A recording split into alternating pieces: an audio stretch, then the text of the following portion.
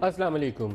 پاکستان کے اندر security situation, محرم کا مہینہ ہے، خدا کا کرم ہے کہ آج 10 محرم کو وہ حالات اس قدر ہم دیکھتے ہیں جو پچھلے سال ابتری والی کیفیت تھی، اس سے اگر میں تو اس کا مقابلہ کروں تو لگتا یہ ہے کہ دن بہتر طریقے سے گزر گیا، لیکن اس بہتر طریقے کے دن کے اندر بھی بے شمار ایسے واقعات ہیں جن کو بتایا جا سکتا ہے کہ آج خیبر ایجنسی میں ایک واقعہ ہوا جہاں 5 افراد جو ہیں، 2 علیحدہ دھماکے، ایک اورکزئی میں ہوا ہے، ایک خیبر میں ہوا ہے، اور اس میں سیکیورٹی پرسنل بھی شامل ہیں، ان کی شہادت ہو گئی۔ اس کے علاوہ ہمارے پاس قصور میں ایک واقعہ ہے جہاں پر بھٹا مزدوروں کا، جو ہمارے ہاں ٹپیکل ایک بانڈڈ لیبر کے طور پر کام کرتے ہیں، مالک کے ساتھ کوئی جھگڑا ہوا۔ ایشوز کی ڈیٹیل میں نہیں جاؤں گا کیونکہ اس میں الزامات کی نوعیت ایسی ہے کہ میرے پاس تصدیق کرنے کا کوئی طریقہ کار موجود نہیں ہے۔ بظاہر مالک سے جھگڑا تھا، زندہ ان کو پھینک دیا گیا آگ کے اندر، دونوں کرسچنز تھے۔ اس کے علاوہ ایک واقعہ قبر کے اوپر مٹی ڈالنے کا ہے۔ یہ محرم سے ریلیٹڈ واقعہ تو نہیں ہے، لیکن پاکستان میں حالات کس طرف جا رہے ہیں تھوڑا سا ہمیں انڈرسٹینڈ کرنے میں اس سے آسانی ہو جائے گی۔ قبر کے اوپر مٹی پہلے کون ڈالے گا؟ 2 ایک ہی خاندان کے افراد ہیں، مخالف گروپ میں آمنے سامنے کھڑے ہیں، بندوقیں چل گئیں، 5 افراد مارے گئے، ایک مردے کو دفنانے گئے، مٹی پہل کس نے کرنی ہے، اس میں 5 افراد مارے گئے۔ اور اس کے علاوہ وہ واقعہ ہے جو لاہور میں ہوا، جس میں آج والا بھی ملا لیں تو 61 افراد کی شہادت ہوئی، جو ہمارے ہاں روزانہ شام کو پرچم کشائی صبح ہوتی ہے اور شام کو پرچم اتارنے کی ایک تقریب ہے۔ صبح بھی لوگ موجود ہوتے ہیں، شام کو بھی لوگ موجود ہوتے ہیں۔ 61 افراد اس میں شہید ہو چکے ہیں اور زخمی لاتعداد ہیں۔ تو ایک طرف سیکیورٹی سچویشن ہے اور پولیٹیکل سچویشن یہ ہے کہ ڈی چوک کے اندر عمران کا آپ کو سٹیٹمنٹ ہم نے سنوایا، وہ کہتے ہیں کہ 30 کو بندے لا کے بتاؤں گا کہ کیا ہوگا۔ تو دونوں چیزوں کا جو مستقبل ہے پاکستان میں، سیکیورٹی سچویشن اور پاکستان کی سیاسی صورتحال، وہ آج کے پروگرام میں ڈسکس کریں۔ بعض اسٹوڈیوز میں ہمارے ساتھ آج شریک گفتگو ہوں گے پاکستان پیپلز پارٹی کے سینئر رہنما اور پاکستان پیپلز پارٹی کے چیئرپرسن مخدوم امین فہیم صاحب۔ خوش آمدید کہتا ہوں مخدوم صاحب آپ کو پروگرام میں۔ اور ہمارے پاس معروف دفاعی تجزیہ نگار ہیں بریگیڈیئر محمد سعد صاحب۔ بریگیڈیئر صاحب بہت شکریہ آپ بھی ہمیں جوائن کریں۔ اس کے علاوہ لاہور سے شیخ وقاص اکرم صاحب اور میاں محمود الرشید صاحب بھی ہمیں جوائن کریں گے۔ سب کو خوش آمدید کہتا ہوں۔ مخدوم صاحب آپ سے پروگرام کا آغاز کروں گا۔ پہلے تو سیکیورٹی سچویشن کو ڈسکس کر لیں۔ آپ کو لگتا ہے کہ کوئی ایسا دن آئے گا کہ پاکستان میں ہم بڑے وثوق کے ساتھ لوگوں کو یقین دہانی کروا سکیں گے کہ 2 سال بعد، 6 ماہ بعد، 5 سال بعد پاکستان کے حالات بہت اچھے ہو جائیں گے؟ ملک صاحب میں پر امید ہوں، کیونکہ نا امیدی جو ہے وہ ہم اس کو کفر سمجھتے ہیں۔ امید رکھ کے ارادہ کرنا چاہیے اور اپنے عمل کو تیز کرنا چاہیے، جو کمزوریاں ہیں اس کی نشاندہی کر کے درست کرنا چاہیے۔ اس میں سارے اداروں کا اور سارے لوگوں کا جو ہے وہ ذمہ بنتا ہے۔ ہم بڑے خوش تھے کہ اس دفعہ محرم شریف کا جو دن گزر رہے ہیں بڑے آرام سکون سے گزر جائیں گے، لیکن انفارچونیٹلی واگا پہ ایک بہت بڑا واقعہ ہوا اور چھوٹے موٹے واقعات جو باقی آپ بتا رہے تھے وہ ہوئے ہیں۔ میں سمجھتا ہوں کہ ہمارے پاس علم کی کمی ہے۔ کاش کہ ہم پاکستان کے لوگوں کو، پاکستان کے آنے والے بچوں کو اچھے سے اچھی تعلیم دلائیں، کیونکہ جب تک کہ علم حاصل کر کے اس پہ عمل نہیں کریں گے ہم سے یہ چھوٹی موٹی چیزیں ہوتی رہیں گی، اور وہ چھوٹی چیز کرنے کے بعد جو ہے ایک بہت بڑا مسئلہ ہو جاتے ہیں۔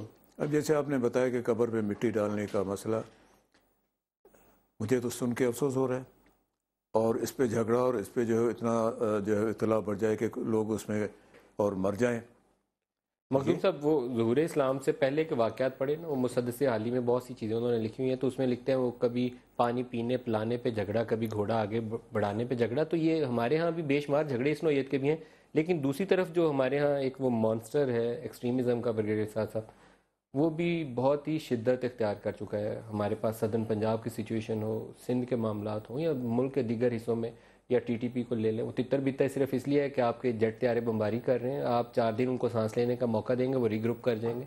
تو ہماری ڈائریکشن نیشنل لیول پہ شاید ابھی بھی ایک نہیں ہے۔ بالکل جی، اس وقت ایک پاکستان میں پالیسی کا ایک فقدان ہے کہ ہم اس ایکسٹریمزم کو یا یہ جو انتہا پسندی ہے اس کو کس طرح ختم کریں گے۔ یہ جب تک اس کو ہم جڑ سے نہیں اکھاڑیں گے اور ان تنظیموں کو ختم نہیں کریں گے، تو میرے خیال میں جو آپ نے واقعات سنائے ہیں یہ اسی کا ایک عکس ہے اس کی، کہ آپ نے بندوق کتنی پھیلا دی ہے، بندوق کے زور پہ آپ نے یہ کہنا شروع کر دیا ہے کہ معاملات حل ہو سکتے ہیں۔ فارن پالیسی کے معاملات جو ہیں، چاہے وہ کشمیر میں ہیں یا افغانستان میں ہیں، کہ بندوق کے زور پہ حل ہو سکتے ہیں. آپ کے اندرون وہ لوگ جو ہیں بندوق کے ذریعے مسئلہ حل کرنے کی کوشش کریں تو پھر یہ سوسائٹی میں یہ بات جو ہے نیچے پھیل جاتی ہے. افسوس کے ساتھ جو آپ مطلب ہے کہ میں پر امید نہیں ہوں کہ یہ معاملات اتنی جلدی حل کی طرف جائیں گے، کیونکہ اس وقت جو یہ سیاسی کشمکش پاکستان میں چل رہی ہے اس نے حکومت کی توجہ ان مسائل سے ہٹا دی ہے اور ان کی توجہ مرکوز ہو گئی ہے اپنے آپ کو بچانے کے لیے، اور سیاسی ایک کشمکش جو جاری ہے اس کی طرف ہو گئے ہیں. تو میرے خیال میں وہ اس وقت نہ وہ اقتصادی صورتحال کی طرف میرے خیال میں کوئی توجہ دے سکتے ہیں. لیکن میں ایک تھوڑا سا آپ سے اختلاف کروں گا. آپریشن ضرب عضب کے اوپر اختلاف رائے بڑا کلیئر تھا، ڈائریکشن کلیئر تو نہیں تھی کہ ہم نے کمپلیٹلی وائپ آؤٹ ہی کر دینا پولیٹیکل گورنمنٹ کی، اور ملٹری گورنمنٹ نے بھی ضرب عضب اس سٹیج پہ سٹارٹ کیا ہے جب 10 سال سے پورا پاکستان شور مچا رہا تھا کہ بھائی ان کو سنبھالو. پورے پاکستان میں 50-60 ہزار ہم کہتے ہیں بندہ چلا گیا. تو ڈائریکشن دونوں جانب سے شاید اتنی ڈٹرمینیشن کا لیول جو ہے نہ سیولین لیڈرشپ نے دکھایا نہ ملٹری لیڈرشپ. بالکل آپ کے ساتھ میں متفق ہوں کہ اس سے پہلے جو ملٹری لیڈرشپ تھی، یہ ایک طبی ملٹری لیڈرشپ ہے، اس سے پہلے ایک ملٹری لیڈرشپ تھی، ان کے عزم میں مجھے کمی نظر آ رہی تھی کہ یہ اس مسئلے کا حل کیوں نکالا نہیں گیا. اور پاکستان ابھی جنرل رحیل کو میں اپریشیٹ کرتا ہوں کہ وہ بظاہر یہ کہا جاتا تھا کہ شاید انہوں نے اتنے تگڑے، وہ اتنی کور ہیں، ان کا تجربہ نہیں ہے کہ 10 کور کمانڈرز رہے ہوں 10 جگہ پہ، لیکن انہوں نے ڈٹرمینیشن اور کمٹمنٹ اور ریزولو زیادہ دکھایا. میرے خیال میں انہوں نے بہت اچھا فیصلہ کیا ہے، لیکن یہ فوج کا کام نہیں ہے کہ اس مسئلے کو حل کیا جائے. دیکھو جی، فوج ایک فیسٹ ہے اس پورے مسئلے کا. آپ کو فزیکل سپیس چاہیے، فوج آپ کو دے سکتی ہے، وہ فزیکل سپیس آپ کو دے سکتی ہے. ابھی جو باقی فیسٹس ہیں کاؤنٹر انسرجنسی ایفرٹ کے، مطلب ہے کہ وہ جو آپ نے علاقہ قبضہ کیا اس کے اوپر ابھی تک کوئی سویلین اقتدار آیا ہے. سوات میں نہیں ہے ابھی تک، جہاں پیپلز پارٹی دور میں آپریشن ہوا ہے. آپ کے تقریباً میرے خیال مخدوم صاحب آپ کو لگتا نہیں ہے یہ ایک بہت بڑی سیولین سائڈ کے اوپر کمزوری ہے؟ کمزوری ہے، ایک گیپ ہے. فوج کا کام سرجیکل آپریشن کرنا ہے. آپ بالکل صحیح کہہ رہے ہیں. فوج آ کر کے ایک ایکشن کر کے صفائی کر کے پھر ہینڈ اوور کر دے، پھر سویلنس کی ذمہ داری ہے. اس میں آپ صحیح کہہ رہے تھے کہ جو موجودہ حکومت ہے اس کو توجہ ایک ہی طرف لگی ہوئی اس وقت. اس کو کاش کے فل ٹائم دیں کہ وہ جا کے وہاں پہ اپنی رٹ بحال کرے. اور دوسری بات یہ ہے کہ فوج آخر کہاں لڑے گی. فوج کے ساتھ جب تک کہ پاکستان کی پوری قوت عوام کی، پاکستان کے سویلینز کی سپورٹو نہیں ہوگی تو ان کو بھی ایک قسم کی کمی محسوس ہوگی. یہ بالکل درست ہے کہ جنرل راحیل نے جو ہے وہ ایکشن لیا ہے، بڑا بولڈ اور بڑا صحیح ایکشن لیا ہے. صاحب یہ فرمائے گا کہ انتہا پسندی پہ قابو پانا ہے، اسٹیٹ کی پالیسی جو ہے وہ کس طریقے سے ڈٹرمنڈ ہوگی؟ کیا ہمارے ہاں وہ کوارڈینیٹڈ ایفرٹ ہو رہی ہے یا بالکل فقدان ہے اس کا؟ سول اور ملٹری لیڈرشپ ایک پیج کے اوپر ہیں، ہم نے اس کو کیسے ختم کرنا ہے؟ 2 4 5 سال 10 سال 20 سال کے پلانز ہیں ہمارے پاس؟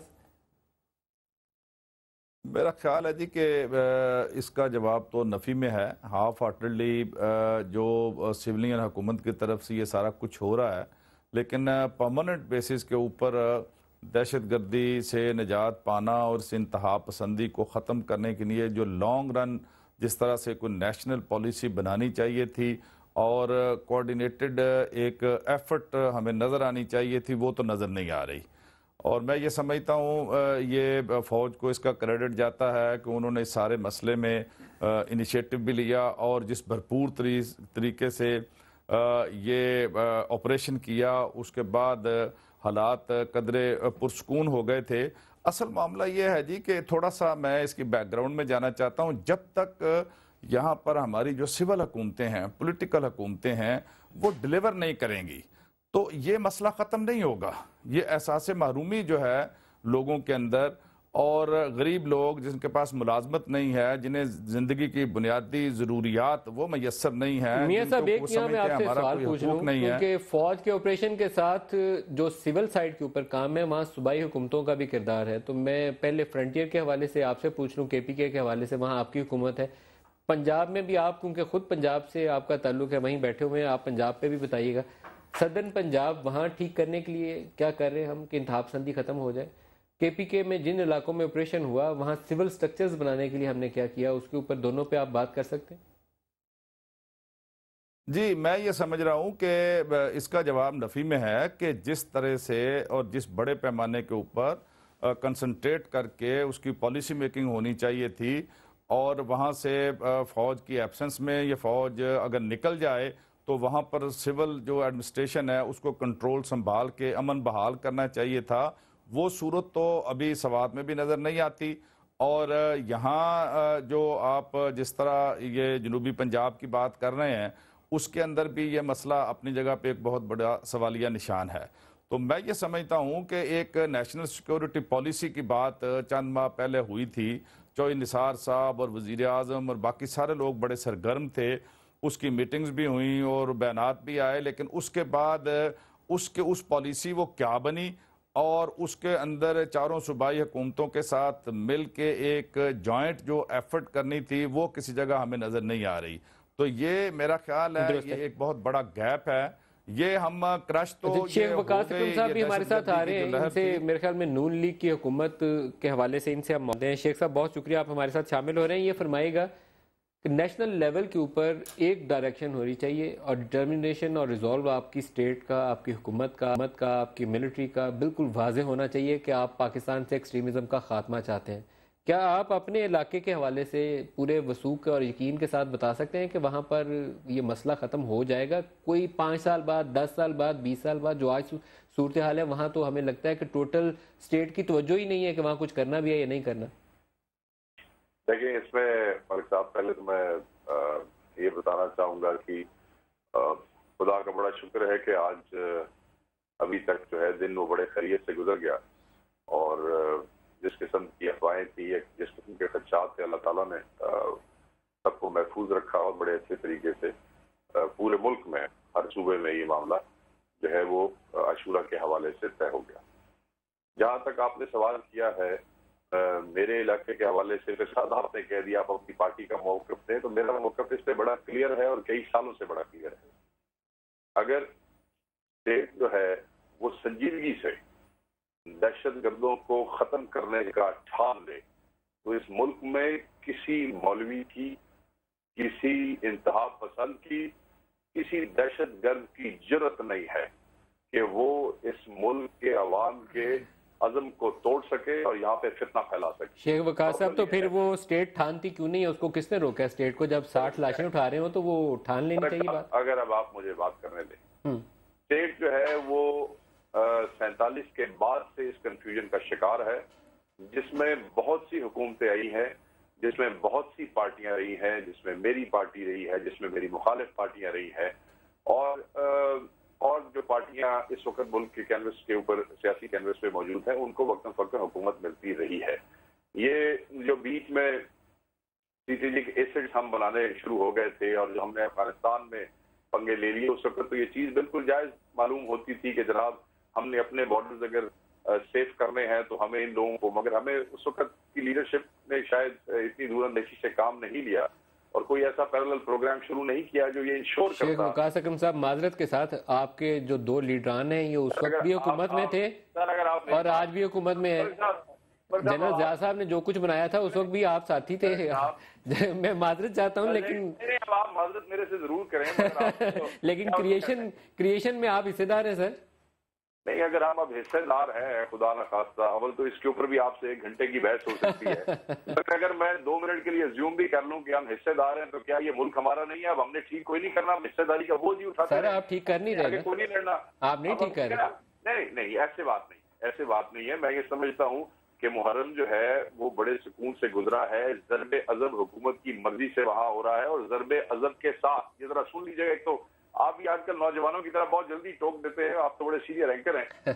بات یہ ہے کہ پیرلل آپریشنز پورے ملک میں جاری ہیں. یہ کسی اندھے کو بھی پتا تھا کہ جس وقت ضرب عضب ہوگا ان خبیثوں کو جو پورے پاکستان کی انہوں نے مٹی پلیت کی ہوئی ہے, جب آپ ایک عزم کے ساتھ ان کے پیچھے جائیں گے تو فال آؤٹ پورے ملک میں محسوس کیا جائے گا. اور کوئی صوبائی حکومت بھی اتنی اکوپ نہیں ہے کہ وہ دیکھیں نا جی ایچ کیو کے اندر سوئسائڈز چلے گئے, وہ پنجاب پولیس یا پنجاب رینجر سے تو زیادہ تھے اپنا ٹرینڈ تھے, نیول بیسز کے اوپر گئی, ایئر فورس بیسز کے اوپر یہ سوئسائڈز جاتے رہے ہیں. میں یہ سمجھتا ہوں کہ جو لاہور میں بھی واقعہ ہوا ہے اس میں بھی بہت سی ہزار جانیں بچ گئی, اللہ تعالیٰ معاف کرے, بہت سے لوگوں کی جان گئی, بہت سے لوگ شہید ہوئے. مورننگ مطلب افسوس کی بات ہے, انتہائی دکھ اور کرب میں لاہور اور پورا پاکستان رہا, مگر جو ہزاروں بندے اندر تھے وہ بچے. سوئسائڈر کے خلاف لڑنا، اس کی اسٹریٹجی کرنا، یہ ہمیں بہت سی اور شہادتوں کے لیے تیار رہنا پڑے گا۔ اچھا شیخ وقار صاحب، میں دوبارہ آپ کی طرف آتا ہوں۔ مخدوم امین فہیم صاحب، میں آپ سے ایک چیز جاننا چاہوں گا، جو صوبائی حکومتوں کی اسٹرینتھ ہے۔ ملک صاحب ایک منٹ، دیکھیں صوبائی حکومتوں نے بہت ساری چیزیں ابھی سیکھنی ہے۔ میں پشاور کے آئی جی کا اگلے دن بیان پڑھ رہا تھا، اے آئی جی پشاور کا، وہ یہ کہہ رہے تھے کہ یہاں مجھے 12,000 پولیس والوں کی ضرورت ہے اور میرے پاس صرف 6,000 ہے۔ ان بیچاروں کو وسائل کے مسائل ہیں۔ پنجاب میں بھی یہی صورتحال ہے۔ آپ ضلعوں کے ڈی پی او سے بات کریں تو کہیں گاڑیاں نہیں ہیں، کہیں پولیس نہیں ہے۔ کے پی کے بھی آئی ایم شور ان کے بھی چیف منسٹر کوشش کر رہے ہوں گے، پنجاب کے بھی کوشش کر رہے ہوں گے، مگر یہ بہت بڑی جنگ ہے۔ ٹھیک ہے، میں دوبارہ آپ کی طرف آؤں گا، آپ ہی کا سوال لے کر آگے چلتا ہوں۔ پہلے مخدوم صاحب سے میں پوچھوں گا، مخدوم صاحب جو صوبائی حکومتوں کا رول ہے اور پولیس جو ہے لوکل سطح کے اوپر، اس کا کردار جتنا ہم مضبوط کریں کام اتنا آگے چلے گا۔ آپ کے کراچی کے اندر اگر 32,000 پولیس والا ہے تو 12,000 وی وی آئی پی ڈیوٹیز کے اوپر لگا ہوا ہے، تو جو افیکٹولی پورے 2 کروڑ یا 2 کروڑ سے زائد کے شہر کو سنبھال لیے، 20,000 کی پولیس سنبھال لی، باقی جگہوں پہ بھی یہی ریشو ہوگی، کوئی فرق نہیں ہوگا۔ ہمیں اپنی پرائرٹیز ٹھیک کرنے کے لیے کیا چیز رکاوٹ ہے؟ جب پتہ ہے اپنے لوگ مر رہے ہیں تو اسٹیٹ کیوں نہیں سنجیدہ؟ میں یہ عرض کروں گا کہ یہ کہنا کہ اتنی تعداد جو ہے وہ وی آئی پی، اتنی تعداد جو ہے وہ اصل کام کر رہی ہے۔ وی آئی پیز کو انہوں نے جو وی آئی پیز میں کون ہیں؟ جو چند منسٹر ہیں، چند ہر جگہ پہ ہوں گے۔ دوسرا یہ کہ وی آئی پی کو اپنے آپ کو محفوظ رکھنا چاہیے اور سرکاری ایجنسی کو سرکاری کام کرنے دینا چاہیے۔ ضروری نہیں ہے کہ ہر کسی کے سامنے جو ہے وہ آگے پیچھے پولیس موبائل چلتی رہے۔ پولیس موبائل چلنا ہی ایک ٹارگیٹ بتانا ہے کہ بھئی آگے پولیس جا رہی ہے، پیچھے کوئی ضروری ایسا بندہ ہے کہ جس کو سیکیور کرنے ہیں۔ اکیلے جائیں گے ان کو کوئی فکر نہیں ہوگی، بہرحال مرضی ان کی۔ میں یہ عرض کروں گا کہ ایک ہائر لیول کی میٹنگ پہ میں نے ایک سوال کیا تھا۔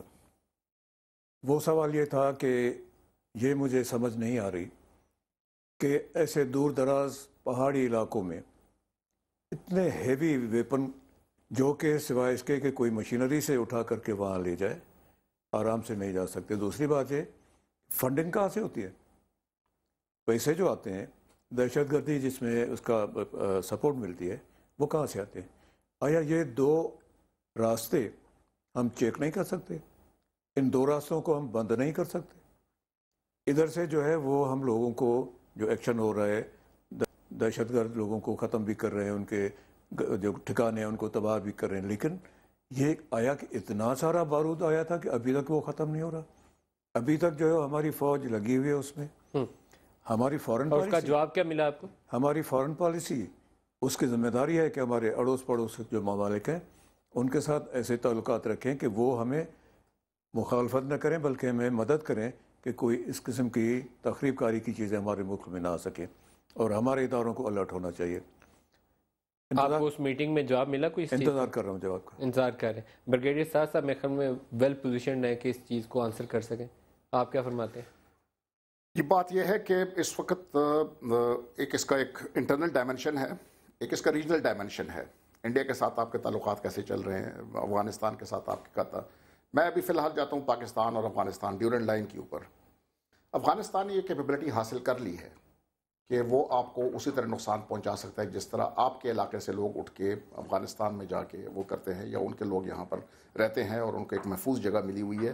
اس طرح انہوں نے آپ کے جو مزاحمت کار ہیں ان کو وہاں پر جگہ دے دی ہے۔ آپ کے جماعت الاحرار جو اس وقت خطرناک ترین تنظیم ہے وہ کنڑ میں موجود ہے، کنڑ اور ننگرہار میں نہیں، نورستان میں اپنے فضل اللہ صاحب ٹی ٹی پی کے ساتھ موجود ہیں، اور ان کے کم از کم جو میری معلومات ہیں 15 سے 20 ہزار فائٹر ان لوگوں کے پاس ڈیورنٹ لائن کے اس سائڈ پہ موجود ہیں۔ اس طرح پائے پکتیکا میں جو یہ ابھی اب نارتھ وزیرستان سے آپ نے بھگائے ہیں ان کو، ان میں زیادہ تر لوگ چلے گئے پکتیکا میں جا کے انہوں نے اپنی وہ وہاں پر بنا لی ہے۔ 15-20 ہزار فوج ہے جی، باقاعدہ اس کو کھلاتے پلاتے کیسے؟ تو یہ میں اسی کی تو جب تک اسٹیٹ سپانسر نہیں ہوگا تو یہ میں کہتا ہوں نا بڑا مشکل ہے۔ ابھی فنڈنگ کدھر سے آتی ہے؟ فنڈنگ گلف سے بھی آتی ہے، سعودی عربیہ سے بھی آتی ہے، ان کے اپنے وہاں پر سعودی عربیہ ان گروپس کو فنڈ کرے گا جو پاکستان کے اوپر حملہ کر رہے ہیں؟ جی بالکل، کیونکہ وہ مطلب ہے کہ وہاں پر سعودی عربیہ ڈائریکٹ تو نہیں کرتا، اسٹیٹ نہیں کرتا، لیکن اسٹیٹ کی اپنی مجبوریاں ہیں۔ نیچے سے لوگ جو امریکہ مخالف تاثرات رکھتے ہیں وہ ان کو فنڈ کرتے ہیں۔ کوئی سلفی جو مسلک ہے اس کے نام پہ لے کے آتا ہے, کوئی دیوبندی والے کے اوپر نام لے کے آتا ہے. آپ جتنے بھی اپنے مدرسے والے دیکھیں, امریکی فوج افغانستان میں ہے نا, جا کے ادھر بم چلائے, وہ پاکستانی جا کے وہ بیچارے پاکستان زندہ باد کے نعرے سیویلینز لگا رہے تھے, ان کے اوپر بم چلا دیا. مختار ہے جی, جب ایک اس کے پاس پیسہ آ جاتا ہے پھر وہ دیکھتا ہے کہ وہ پھر اپنے ہدف خود چنتا ہے. بریک لے لیں, بریک سے آئیں گے تو یہاں پر ڈی چوک کی سچویشن جو ہے اس کو لے کر سیاسی مستقبل کیا ہوگا, کیونکہ پولیٹیکل سٹیبلٹی ہوگی تو اس طرح کی باتوں پہ زیادہ شاید توجہ دی جا سکے. ایک بریک لے لیں, اس کے بعد اس کی طرف آتے ہیں, ہمارے ساتھ رہیے گا.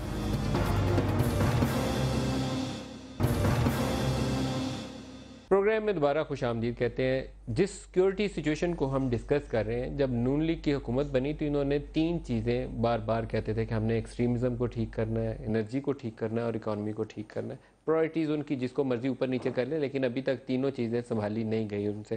مخدوم صاحب, دھرنا ڈی چوک میں آج بھی موجود ہے اور وہ اب 30 نومبر کا وہ کہتے ہیں کہ بہت بڑی تعداد میں لوگ لے کر آؤں گا. اگر یہ پولیٹیکل انسٹیبلٹی اور بڑھ جاتی ہے, کل سپریم کورٹ میں کیس بھی لگا ہوا ہے جو پرائم منسٹر نے وہ سٹیٹمنٹ دی تھی کہ فوج سے مدد مانگی یا نہیں مانگی, 62 اور 63 کی ڈیفینیشن سپریم کورٹ نے کرنی ہے, وہ بھی تلوار لٹک رہی ہے آپ کے سر کے اوپر. تو ایسے میں کیا حکومت فوکس رہے گی یا کمزور ہو جائے گی؟ دھرنے کی صورتحال جو ہے, جو شروع میں تھی اس صورتحال میں اور اس وقت کی صورتحال میں کچھ فرق نظر آتا ہے. بہت فرق ہے, وہ اسٹرینتھ تو لوز ہوئی ہے وہاں سے. اب 2-3 چیزیں ہیں جو کہ حکومت کی کارکردگی کو روکتی ہیں, پریشر کرتی ہیں. ایک تو یہ کہ جو دھرنے وغیرہ ہوئے اس میں جو تقاریر ہو رہی تھیں, اس میں جو چیلنج ہو رہا تھا یا لوگوں کو کہا جا رہا تھا کہ بس ابھی حکومت گئی ابھی گئی, اور حکومت کا بھی فل اٹینشن اپنے آپ کو بچانے کے اوپر تھا. تو ظاہر ہے ان کی توجہ اور ایشو سے پوری طرح نہ رہی ہوگی, ہٹ گئی ہوگی. اب 30 کو کیا ہوتا ہے اس کا انتظار تو سب کو ہے, لیکن میں سمجھتا ہوں کہ یہ علامہ قادری صاحب کے واپس جانے کے بعد ابھی عمران خان صاحب بیٹھے ہوئے ہیں. میرا خیال ہے کہ اس وقت ابھی بھی وقت ہے کہ حکومت کو چاہیے کہ عمران خان صاحب سے سیریس گفتگو شروع کریں, چاہے خود کریں چاہے جماعت اسلامی کے رہبر جو ہیں ان کو بیچ میں بات چیت کر رہے ہیں. اب ضرورت اس چیز کی ہے کہ عمران خان صاحب کو بھی کوئی باعزت طریقہ ملنا چاہیے, اور گورنمنٹ کو بھی اپنی انا کو چھوڑ کے, اپنی ضد کو چھوڑ کے 4 قدم آگے بڑھ کے بات کرنی چاہیے. اور جو ان کی ڈیمانڈ صحیح ہے, جو قوم اور قانون سب سمجھتا ہے کہ وہ صحیح ہیں, تو اس کو کرنے میں کوئی حرج نہیں ہے, حرج نہیں کرنا چاہیے. آپ سے میں نے 2-3 اس پہ انٹرویوز کیے تھے, آپ بالکل واضح طریقے سے کہتے تھے کہ ووٹ آڈٹ میں کوئی حرج نہیں ہے, دیکھ لیا جائے تو پتہ چل جائے گا, دودھ کا دودھ پانی کا پانی ہو جائے گا. آج بھی پوزیشن آپ کی وہی ہے؟ میری پوزیشن وہی ہے, کیونکہ میں نے جو بھی پہلے بات کی تھی اس کو سوچ سمجھ کے میں نے بات کی تھی, اور ابھی بھی میں سمجھتا ہوں کہ پولیٹیکل کرائسس کو پولیٹیکلی ہینڈل کرنا چاہیے. بریگیڈیئر صاحب, آپ کیا سوچتے ہیں, حکومت جو ہے وہ سروائیو کر گئی ہے, فرسٹ فیز جو تھا اس سے باہر نکل آئی ہے, لیکن کیا اتنی ہی مضبوط اور توانا ابھی بھی ہے یا کمزور ہو گئی؟ میرے خیال میں بہت کمزور ہو گئی ہے. کمزور ہو گئی, لیم ڈک گورنمنٹ اس کو میں کہہ سکتا ہوں کہ اس وقت لیم ڈک ہے. اور مجھے افسوس کے ساتھ کہنا پڑتا ہے کہ ہم جیسے 90s میں ایک پولیٹیکل انسٹیبلٹی کے دور میں چلے گئے تھے اور پورے ایک ڈیکیڈ آف انسٹیبلٹی آیا تھا, میرے خیال میں ہم اس میں دوبارہ چلے گئے ہیں, اسی رٹ میں چلے گئے ہیں. 90s والا فیز سٹارٹ ہو گیا. اب ایک نیا پلیئر بیچ میں آ گیا, اس وقت پیپلز پارٹی اور نواز شریف کی کشمکش تھی, اس وقت جو ہے وہ عمران خان صاحب کی. عمران خان صاحب اگر کل الیکشن کر بھی لیتے ہیں اور جیت بھی لیتے ہیں, میرے خیال میں یہ ان کو حکومت نہیں کرنے دیں گے. اور لانگ مارچز, یہ تو انہوں نے کوئی 1.5 سال کے بعد کیا, 3 مہینے کے بعد انہوں نے بھی لانگ مارچز شروع کر دینے ہیں. اور خاص کر جو ان کی پنجاب کے جو ٹریڈر کلاس میں ان کا کلاؤٹ ہے PMLN کا, وہ میرے خیال میں چلنے نہیں دے گی اس حکومت. نہ یہ ٹیکس لگا سکیں گے کیونکہ انہوں نے ہڑتالیں کر دینی ہے, اور باقی مسائل جو ہیں وہ انہوں نے پیدا کر ابھی تو پہلے موجودہ حکومت کو, وہ تو آپ فیوچر سیناریو ڈسکس کر رہے ہیں, تو میں نہیں میں کہہ رہا ہوں موجودہ حکومت چلے گی کیسے, کیونکہ آپ نے جو ٹرم یوز کی لیم ڈک, اگر کوئی لیم ڈک والا فیز آ جائے سیاست میں تو اس میں آپ فیصلے نہیں لے سکتے, سارے فیصلے بالکل فیصلے کوئی اور لے گا, یا مطلب ہے کہ اس میں لمبو میں چلے جائیں گے, یا کوئی اور فیصلہ آپ کی جگہ لے گا, کیونکہ فیصلے تو لینے ہیں. جیسے نارتھ وزیرستان میں جانے کا فیصلہ لینا تھا, وہ کسی اور نے پولیٹیکل گورنمنٹ سے پہلے کسی اور کو کرنا پڑ گیا, کسی اور کو کرنا پڑ گیا. تو مطلب ہے کہ اس قسم کے فیصلے پھر کوئی اور کرے گا اگر یہ فیصلے کرنے کے قابل نہیں رہیں گے. دوسری بات یہ ہے کہ ان کے جو ڈیمانڈز ہیں, میرے خیال میں ان میں کوئی 90% ڈیمانڈ میں بھی کہتا ہوں کہ جائز اور درست ہیں. دوسری پارٹی کو بھی یہ سوچنا چاہیے, دھرنا گروپ جو ہے ان کو یہ سوچنا چاہیے کہ چاہے ماضی میں جائیں گے کہ 2013 کے الیکشن میں اپنے آپ کو ڈال دیں گے، یا فیوچر میں پاکستان کی بہتری کے لیے آپ نے کچھ ریفارمز لے کے آنے ہیں. میرے خیال میں ان کو فیوچرسٹک ہونا چاہیے. جو پیچھے گزر گیا وہ گزر گیا، اس کو آپ چھوڑے، وہ ابھی تاریخ ہے. اس کو آپ پروف کر دیں کہ غلط ہے، غلط نہیں تھے. آگے کی طرف دیکھیں، ریفارمز کریں اور پاکستان کو آگے چلائیں.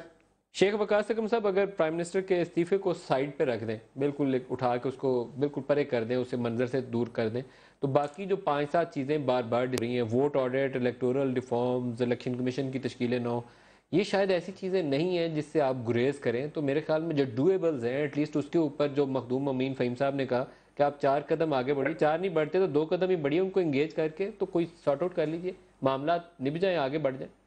ملک صاحب، بات یہ ہے کہ آپ تو وائس شخص ہے جن کے ساتھ ٹی وی پہ بھی میری یہ گفتگو ہوتی رہی سارے کرائسس کے دوران، اور آپ میرا نقطہ نظر جانتے ہیں. میں بالکل مخدوم صاحب کی اس بات سے متفق ہوں، اور اس سے پہلے پچھلے 70 دنوں میں کئی دفعہ آپ کے پروگرام پہ کہہ چکا ہوں کہ بالکل اس میں کوئی مذائقہ نہیں ہے. جو چیز قانون اور اخلاق کے دائرے میں خان صاحب کی جائز ہے، جو ہونی چاہیے، ریفارمز ہونی چاہیے. اگر کہیں انہیں شک ہے، کہیں وہ آڈٹ کروانا چاہتے ہیں، یہ ساری چیزیں ایسی ہیں جس پہ کسی سے بھی کسی چیز میں کوئی مذائقہ نہیں ہے، یہ ہونی چاہیے. شیخ وقاص اکرم صاحب، وہ جو 4 حلقے جن کا عمران بنیادی طور پر مطالبہ کرتے تھے، ایک انٹرسٹنگ ریالٹی یہ ہے کہ وہ 4 حلقوں کا ووٹ آڈٹ اس وقت جاری، 4 کا. یہ نون لیگ حکومت کی ویسے تھوڑی سی مجھے اس معاملے میں بہت ہی نالائکی نظر آتی ہے، سخت لفظ ہو جائے گا، لیکن 4 حلقے کھلے ہوئے ہیں. جہانگیر ترین کا بھی کھلا ہوا ہے، سردار ایاز صادق کا کھلا ہوا ہے، خواجہ سعد رفیق کا کھلا ہوا ہے، وہ جو لاہور میں ان کے ریاض صاحب ہیں ان کا بھی کھلا ہوا ہے. تو بچا کون سا حلقہ؟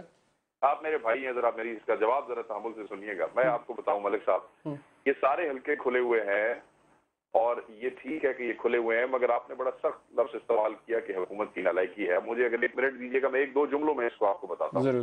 بات یہ ہے کہ حکومت پہلے دن سے کہہ رہی ہے کہ اس وقت جو ایگزسٹنگ لا اس ملک میں موجود ہے، اس کے تحت حکومت وقت کے پاس کوئی قانون ہے کہ وہ حکم دے کے حلقے کھول دے، یا تو آپ پہلے ایگزسٹنگ لا کو چینج کر لیں. یہ جو 4 حلقے اس وقت کھل چکے ہیں، یہ اس قانون کی روح سے کھلے ہیں، یہ ٹریبونل کی وجہ سے کھلے ہیں، یہ سپریم کورٹ کے ججز کی وجہ سے کھلے ہیں. اور سپریم کورٹ کے جج as an appellate authority to the tribunal اس ایگزسٹنگ لا کا حصہ ہے جو اس الیکشن سے پہلے تمام پولیٹیکل پارٹیز نے مل کے بنایا ہے. تو ان حلقوں کا اس وقت کھل جانا یہ نالائکی نہیں بلکہ ایگزسٹنگ سسٹم کی منوتی ہے عمران خان صاحب کی طرف سے. ہمارے پاس کون سا ایسا قانون ہے جس کے تحت وزیر اعظم کہتے چلو بھائی صبح 4 حلقے کھول دو، کھل جاتے؟ اور آج بھی آپ کو بتا دوں کوئی اور حلقہ نہیں کھلے گا وزیر اعظم یا حکومت کے حکم پہ، اسی سسٹم کے تھرو کھلے گا، انلیس ہم سارے دوبارہ بیٹھ جائیں، ایک دوسرے کی عزت اور احترام کو ملوز خاطر رکھتے ہوئے ریفارمز کریں، نئی الیکٹورل ریفارمز لے کے آئے، نیا قانون لے کے آئے. تو پھر اگر آپ وزیر اعظم اور حکومت کو اختیار دیں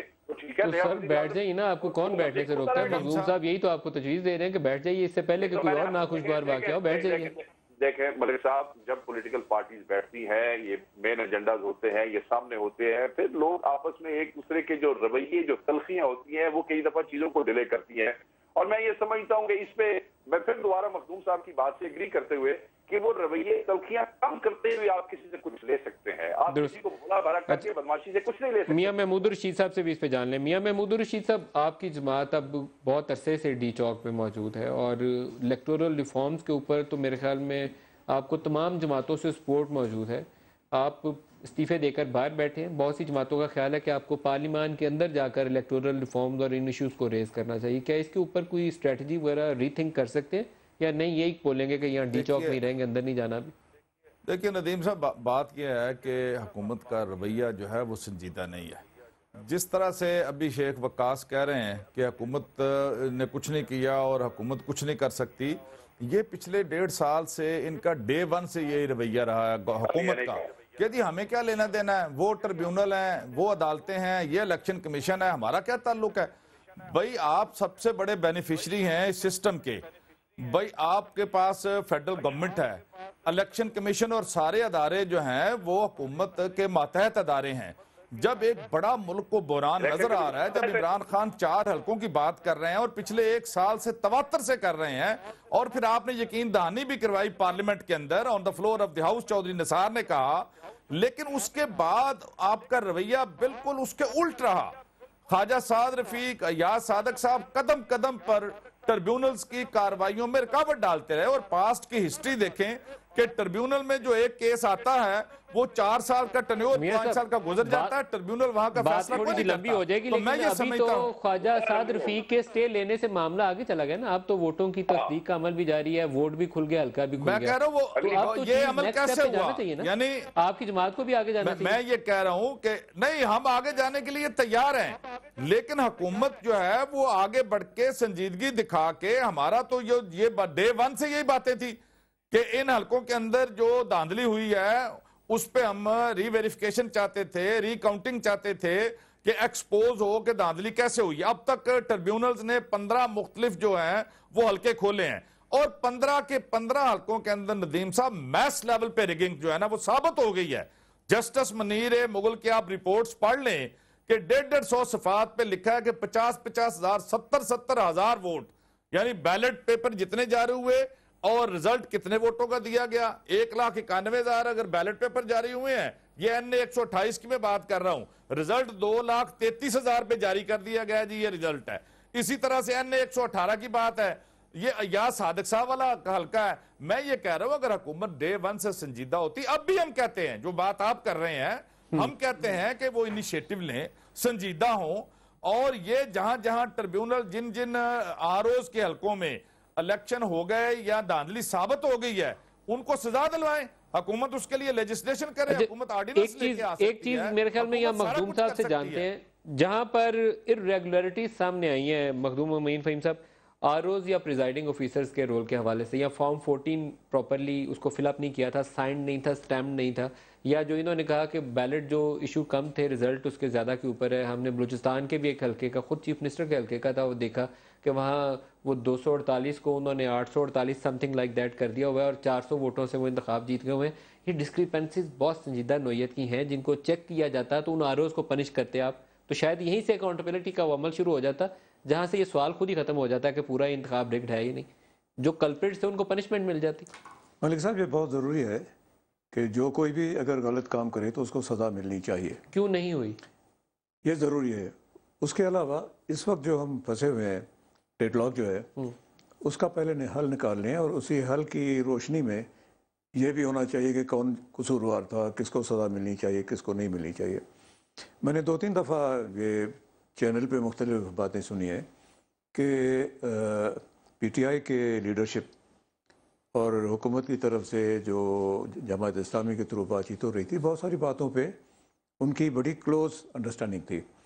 اور ابھی میں نے سنا تھا کہ شاہ محمود قریشی صاحب اور اسحاق ڈار صاحب آپس میں بیٹھے تھے، بات چیت کی تھی، اس میں بھی یہ کہہ رہے تھے کہ استعفیٰ کے ایشو کو ہم بیک برنر پہ رکھتے ہیں اور باقی ایشوز کو سارٹ آؤٹ کریں۔ کافی حد تک ڈیٹیلڈ ایگریمنٹ کے قریب آگئے تھے وہ، آگے تھی۔ اور الوی صاحب وہ بھی بڑے اس پہ جو ہے وہ متفق ہیں ان چیزوں پہ۔ اب اگر 30 تاریخ کو بڑا دھرنا لگنے والا ہے، بڑی جو ہے وہ پھر شو کی پوزیشن آئے گی۔ آج کیا تاریخ ہے؟ 4 تاریخ ہے جی، 4 اور 30 کے بیچ میں اگر یہ سارے طرفین مل کے بیٹھیں اور بنیادی چیزوں کو حل کر دیں، استعفے کے مسئلے کو بیک برنر پہ رکھ دیں، اور کچھ چیزوں پہ جو کہ سب کے لیے قابل قبول ہو، ایگریمنٹ ہو جائے، حکومت اس پہ جو ہے وہ کارروائی کرنا شروع کر دے، اور اس کو استعفیٰ کو اس شرط پہ رکھیں کہ اگر حکومت پورا نہیں کرتی وہ وعدہ تو پھر استعفیٰ کی ڈیمانڈ ہو۔ ویسے as a matter of principle prime minister کا استعفیٰ دھرنے کی شکل میں ہونا نہیں چاہیے، تو آپ کو ڈویبلز باقی چیزیں جو تھیں وہ کر لیں، ہونا تو اس کو ذرا پرے رکھ دیں، پولیٹیکل سلوگن کے طور پر ہی اس رکھیں۔ وقت پوری پارلیمنٹ نے نواز شریف صاحب کی حکومت کو سپورٹ کی ہے کہ اس طرح استعفیٰ نہیں ہونا چاہیے، لیکن اگر ایگریمنٹ کے بعد نواز شریف صاحب اس پہ قائم نہیں رہتے تو پوری پارلیمنٹ جو ہے ان کے خلاف ووٹ کرے گی کہ آپ نہیں رہے، اب نہ پارلیمان کے اندر وہ ایگریمنٹ لے جایا جائے۔ پارلیمنٹ کے اندر بریگیڈیئر صاحب ابھی PTI والے اسلام آباد ہائی کورٹ میں بھی گئے، ایک بڑی بعض ایشوز بڑے عجیب و غریب ہیں، میں سمجھنے سے قاصر ہوں۔ انتخابات کے فوراً بعد فارم 14 جو پولنگ اسٹیشن کا رزلٹ ہوتا ہے اسے ویب سائٹ پہ ہونا چاہیے تھا الیکشن کمیشن کی، وہ ابھی تک نہیں ہے، اور اس تمام 2.5-3 ماہ کے عرصے میں جس میں اتنا کرائسس چل رہا ہے ابھی بھی نہیں ہے، اور اس کا جواب بھی نہیں ہے الیکشن کمیشن کے پاس۔ اب وہ اس کورٹ میں چلے گئے کہ اس فارم 14 کو سامنے لائیے۔ ہمارے پاس ایک تجویز آئی تھی نادرا کے فارمر چیئرمین، انہوں نے بڑا میرے خیال میں اچھی تجویز تھی، انہوں نے کہا کہ 75-76 ہزار فارم 14 بنتے ہیں ٹوٹل، صرف انہیں کوئی آڈٹ کر لیں، آپ کو پتہ چل جائے گا کہ کوئی غلط کام ہوا یا نہیں ہوا۔ تو ڈویبل تھا یہ بھی میرے خیال میں اگر یہ مان لیا جاتا، لیکن کسی نے اس پہ کان نہیں دھرا۔ دیکھیں جی، ایک تو میرے خیال میں تقریباً 21-22 اگست کو حکومت فل پریشر میں تھی اور وہ ہر بات ماننے کے لیے تیار تھی. درست ہے یہ بات ہے. اس پی ٹی وی حملے سے پہلے اپرچونٹی تھی، وہ ونڈو آف اپرچونٹی تھی، وہ دوسرے انہوں نے مس کر دی. وہ ٹائم اینڈ اسپیس بڑا امپورٹنٹ ہوتا ہے، وہ مس گئی. اس کے بعد حکومت نے کہا کہ جی یہ تو جو خطرہ تھا وہ تو ٹل گیا، اور 30 تاریخ تک یہ کشمکش جاری رہی، اور 30 تاریخ کے بعد ان کا جو ہے وہ ڈاؤن فال شروع ہو گیا دھرنے کا، اور حکومت جو ہے وہ اپنے آپ کو مستحکم سمجھنے لگی. یہ پرسیپشن ہو سکتی ہے، لیکن وہ اپنے آپ کو انہوں نے کہا کہ یہ ہم نے وی ہیو ویدرڈ دی اسٹارم. تو میرے خیال میں بھی حکومت سنجیدہ نظر نہیں آ رہی ہے. اور دوسری بات یہ ہے کہ سزا اس ملک میں کس کو ابھی تک سزا ملی ہے؟ یہاں پر دہشت گرد کو جو پکڑا جاتا ہے بام کے ساتھ پکڑا جاتا ہے، وہ جج کہتا ہے کہ جی اس نے دھماکہ تو نہیں کیے، تو اس کو کیوں سزا دی جائے؟ اور سوئسائڈ بامر جس کے ساتھ جیکٹ پکڑی گئی ہے نوشہرہ میں، آج سے آرمی نے پکڑا اس کو کوئی سزا نہیں، اس کو ایکوٹ کر دیا جج نے. تو جدھر دہشت گرد کو سزا نہیں ملتی ہے، آپ آر او کو سمجھتے ہیں کہ جی جو اتنا پاورفل آدمی ہے اس کو سزا ملے گی.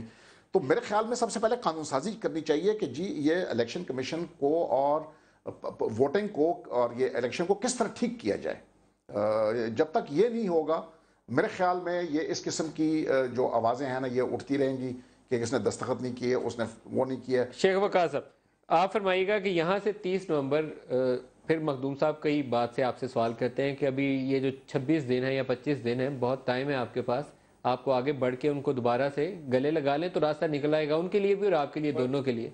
بالکل آپ ملک صاحب ٹھیک کہتے ہیں. مخدوم صاحب میرے سینئر ہیں، میرے لیے قابل احترام ہے. ان کی بات سے میں دوبارہ بات کو آگے لے کے چلتا ہوں کہ ہم ان کو گلے لگانے کو بھی تیار ہیں.